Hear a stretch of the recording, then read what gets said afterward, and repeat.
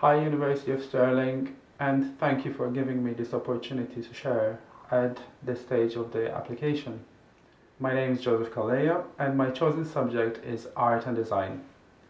My background is contemporary art practice with visual arts as my main focus. Being a practicing artist is an underlying asset to have when teaching art and design, and facilitates good learning by being more effective in responding to challenges whilst keeping the subject and learning relevant. When asked about the main challenges, two came into my mind: the political challenge, and secondly, the direct challenges that stem from the classroom or the studio. Political challenge first. I want to share some headlines published on the 7th of January last year, which hint at what is deemed to be worthy of funding or not. Creative art courses are not economically worthwhile. Bar students from poor value university courses that offer little economic benefit. These ideologies undermine not just the tutors, but also the students. How would you feel if your endeavors were considered to be futile? It would feel like plowing sand in a sea. When responding to these statements, I wanted to use an art form, a film, depicting another art form, fashion. So here it is. Where are the belts for this dress? Why is no one ready? Here. It's a tough call. They're so different. Something funny?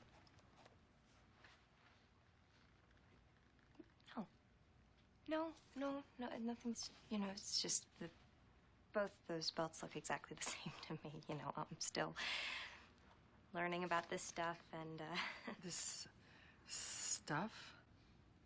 Oh, okay. I see. You think this has nothing to do with you. You go to your closet and you select, I don't know, that lumpy blue sweater, for instance, because you're trying to tell the world that you take yourself too seriously to care about what you put on your back. But what you don't know is that that sweater is not just blue, it's not turquoise, it's not lapis, it's actually cerulean. And you're also blithely unaware of the fact that in 2002, Oscar de la Renta did a collection of cerulean gowns. And then I think it was Yves Saint Laurent, wasn't it, who showed cerulean military jackets. I think we need a jacket here. And then cerulean quickly showed up in the collections of 8 different designers. And then it filtered down through the department stores and then trickled on down into some tragic casual corner where you no doubt fished it out of some clearance bin. However, that blue represents millions of dollars and countless jobs. And it's sort of comical how you think that you've made a choice that exempts you from the fashion industry when in fact you're wearing a sweater that was selected for you by the people in this room from a pile of stuff. So, how to respond to the political challenge? Is it about persistence? Is it knowing your subject well? Well, I don't think it can be reduced to a simple answer. Even one convincingly put like Miss Priestley in the film. I'd hate to break the perfect scene, especially for the sake of my own argument. But research and facts are more important when dealing with a political debate. So, Oscar de la Renta showed smart sportswear in grey taupe and black for his winter-fall collection in 2002. Yves Saint Laurent collection was almost entirely black. Still, it's a theory that can hold. Let's take yellow for example. It was one of the biggest trends in 2018. It took off the carpet arguably in 2015 when Rihanna wore a yellow dress by Guo Pei for the Met Ball. Then it was revisited by Alessandro Michele for his Gucci Cruise 2016 collection. Then Beyoncé nodded up to it in her Hold Up video wearing a 2016 Roberto Cavalli. Since then, the color has worked its way into lucrative backs of celebrities at formal occasions. Think about the royal wedding, Amal Clooney. And then it eventually trickled down to the high street, where it became a bestseller at Topshop, Whistles and M&S. The point I'm trying to make is not about the end. It's not about where the jacket or the color or whatever ended up as fashion, but where did it start? And these designers pick graduates because they want fresh idea. There is where the core of the energy lies. Which brings me my 2 named challenges together, the political and the studio class challenges.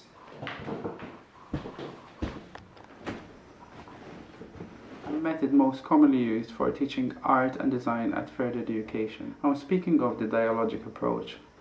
This consists of students who are engaged with an ongoing project throughout the course. Of course, alongside this, there's class tutorials, but one-to-one tutoring is really encouraged at this level. I've grouped the challenges that stem from this environment into 7: time restrictions and administrative workload. It's about not having enough time to dedicate to each student. Why is this important? One-to-one time is essential to process communication and for the student to assimilate and be able to realize their full potential from within. We have to remember that the students are the subject in art and design. Time and class sizes are of course influencing factors as well. And the more bureaucratic the institutions, the more administrative workload will increase. Now, out of all the challenges that affect the classroom, these two are the ones that the tutor tackles directly. Effective time management and maintaining dialogue with the educational systems are both really good responses. It is important to point out that at this point in time, the educator has to act as an advocate for the students, to give them a voice. And it really helps of being of a positive disposition and passionate about the subject. It's really a must. It will see a lot more through, it will be more alluring for the students, and it will see justice done by the students' learning. Third challenge: unsuitable spaces for learning. Now, the environment is crucial for effective learning, since the context is as important as the subject itself. Suitable spaces do lend themselves for self-motivation. As you might realize, I have not mentioned unsuitable materials, but space. Now, I remember once a tutor telling us, if you've got a pencil, you have to work with a pencil. And I have to reiterate, unlike any other subject, art and design students are the subject. And the subject, they need the right space. Having the right space would also provide scope for student-led tutorials and promote self-motivation and possession of the subject. The fourth and the fifth challenges are distinct and yet very similar. Testing art as a general norm and dealing with individuality versus the curriculum simultaneously. Teaching art and design is different in that you are at the start of a process, which outcome you don't know. Yet, the testing systems are not designed to accommodate this factor. How can we work with this? As a practicing artist, I have had to learn to work at times to somebody else's agenda, and this is an important part of the trade. Learning to be creative in those kind of environments. Now, if you think of Caravaggio or the old masters, their works were commissioned to fulfill somebody else's agenda. This challenge leads also to a good lesson in learning how liberating restrictions can be at times. The last two challenges, I feel, are brought into the studio by the students themselves. And I want to start this section with a quote.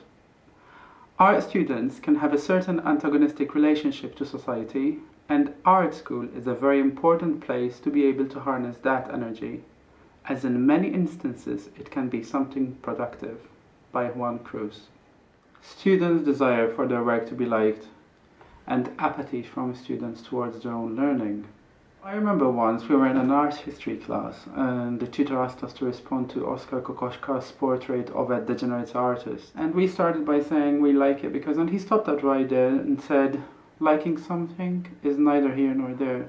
This point I'm making does not really go against the validation that art courses give to students who are really intelligent, but not necessarily successful academically. It opposes the idea that art is mere entertainment, whereby students are likely to cast aside quickly their research and inquiry with the aid of a photo filter and a regimen of likes from social media. Which leads to point 7. A hindering attitude to this would be the proverb, you can take a horse to the water, but you cannot make it drink. From my experience in teaching creative courses for people with learning disabilities, I was taught to deal with behaviors of concern with positive behavior support. At times, it requires letting the student making the first move and let some of their guards down. This is important, especially at an initial stage, where unlearning is more essential than learning.